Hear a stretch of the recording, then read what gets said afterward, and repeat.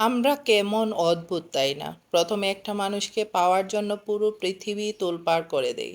মানুষটাকে পাওয়ার জেদ এত বেশি থাকে যে কাউকে পরোয়া করার সময় পর্যন্ত থাকে না। নিজের পরিবার, পাড়া, প্রতিবেশী, এমনকি তার পরিবারের মুখোমুখি হওয়ার জন্য নিজেকে প্রস্তুত রাখি। তাকে পাওয়ার জন্য পুরো পৃথিবী সমান করার সাহস রাখি। ভয় যদিও থাকে সে একটাই, মানুষটাকে হারানোর।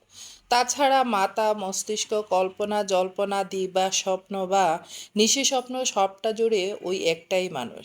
তাকে যে পেতেই হবে, যে কোনোভাবে, যে কোনো মূল্যে। লড়তে লড়তে যখন পুরো পৃথিবী আমাদের বিপরীতে চলে যায়, আমরা একা হয়ে যাই, সম্পূর্ণ একা। তখন জানতে পারি পৃথিবীতে মানুষরা আমাদের জন্য সিরিয়াস কোনো ফিল নেই। আমায় না পেলে তার বিশেষ কিছু যায় আসে না, বরং সেই ভালো হয়।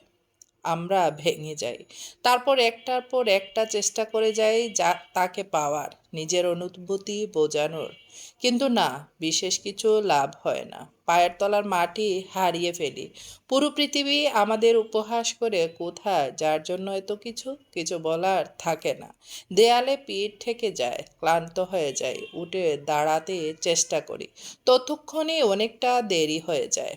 তার প্রোফাইল চেক করা, আড়ালে লুকিয়ে দেখা, তার আশেপাশে থাকার বাহানা খোঁজা অভ্যাস হয়ে যায়।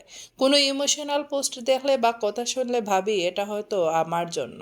আবার চেষ্টা করি, বেওকুফ হয়, ফিরে আসি। শেষ পর্যন্ত নিজেকে বুঝাই, মেনে নিয়েই ফিরে আসি।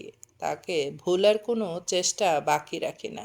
সবাই ভাবে আমরা মুভ অন করে গেছি, আমরাও ভাবি আমরা তাকে ভুলে গেছি। কিন্তু তার নাম শুনলে, তার মতো কাউকে দেখলে কিংবা কাটানো সময়গুলো কিছুই মাথা থেকে সরে না। তার প্রোফাইল চেক করার অভ্যাসটা পিছু ছাড়ে না। মজার ব্যাপার হলো কি জানেন, এখন অবধি যা কিছু সবটাই একতরফা। হোক পাওয়ার চেষ্টা বা ভোলার চেষ্টা, হোক লড়াই কিংবা হার মানা, তার কোনো প্রতিক্রিয়া নেই, না তো কোনো ছিল বা কখনো থাকবে। অথচ এটাকে আমরা ভালোবাসা ভেবে ভুল করি। পরিবারের সাথে দূরত্ব বাড়াই, বন্ধু বান্ধব উপহাস করে, আর আমরা জোকার হয়ে যাই।